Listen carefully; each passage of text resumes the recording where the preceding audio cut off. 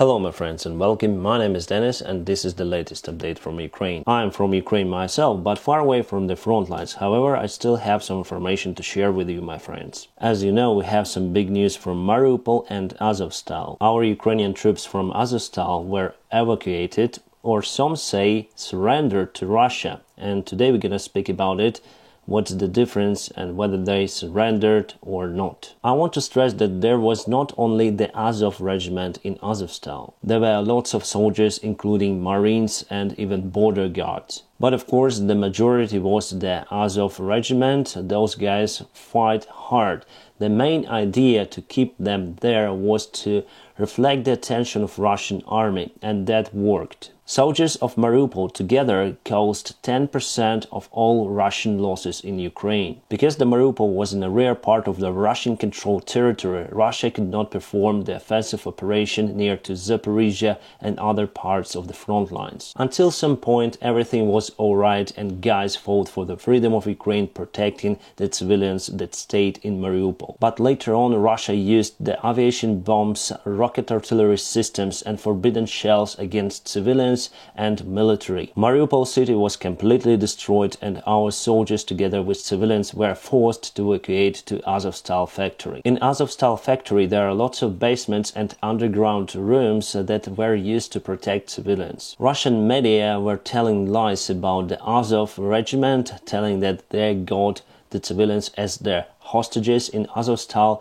not telling the details that Russia actually closed all of the evacuation lines for civilians. No one could evacuate from Azovstal, they were just trapped there and constantly under the bombshells. Luckily, with the help of United Nations General Secretary, it was possible to open the corridors for civilians. Mostly children, women and elderly people. Ukrainian soldiers stayed in Azovstal, but they faced with a big problem.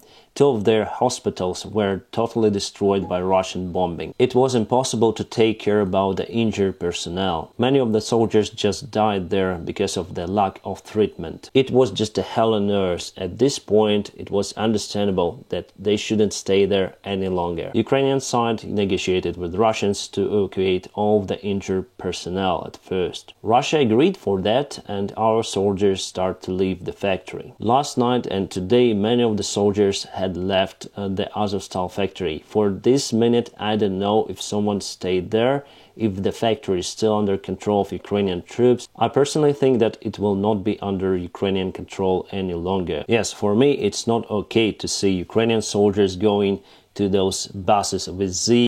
They go to Russian territory and unrecognized Donetsk Republic. For me, it's not good. However, by doing so, we saved the lives of our soldiers. If they had stayed there, they would just lost their life for nothing. I mean, from strategic and tactical point of view, they've done what they could. They've done the best thing. They are our heroes. They shouldn't have stayed there any longer. And actually, it's not the will of the soldiers who stayed in Azovstal. They got the order from the general command. I personally think that it was the right way to do it. If our Ukrainian leaders commanded them to go to Russian territory, it means that they will exchange them for Russians. We have more than 1,000 Russian war prisoners. Soldiers from Azov regiment and not only will be exchanged for Russians, and they will return to meet their loved ones. I'm sure about it, my friends. So speaking about the terms now, evacuation or surrender.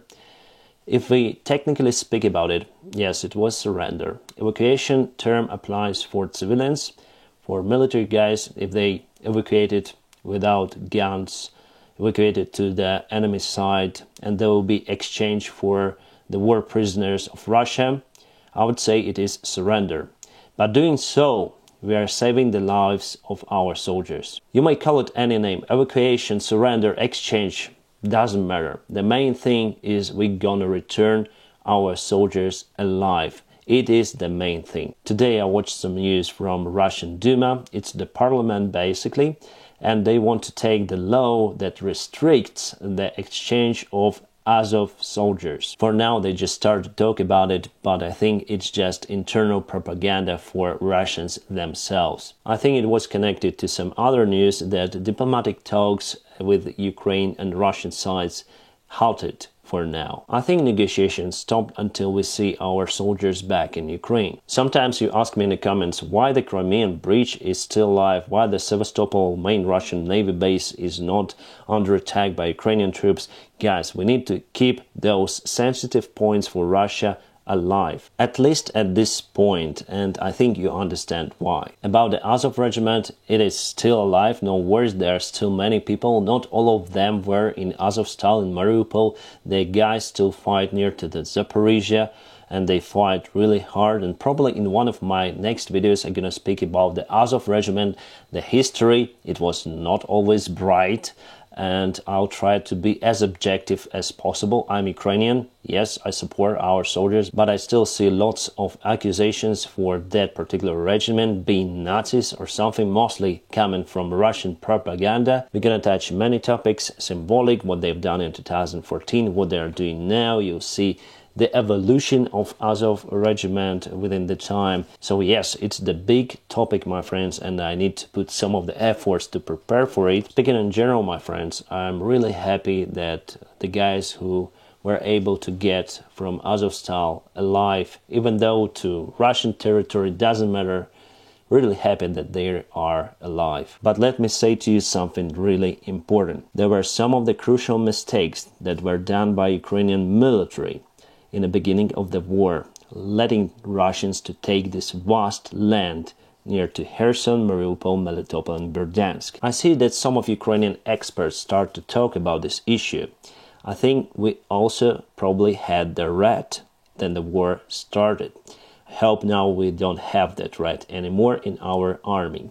My friends, thank you for your kind support of my channel. Thank you for watching this video. Please press the like and subscribe to my channel. Also, if you can, please support this channel on Patreon. Join our awesome Patreon team to have the access for some of the perks from my side, or you can support this channel just through the PayPal. All the links in the video description just below. Wish you a peaceful sky wherever you are, and have a great time.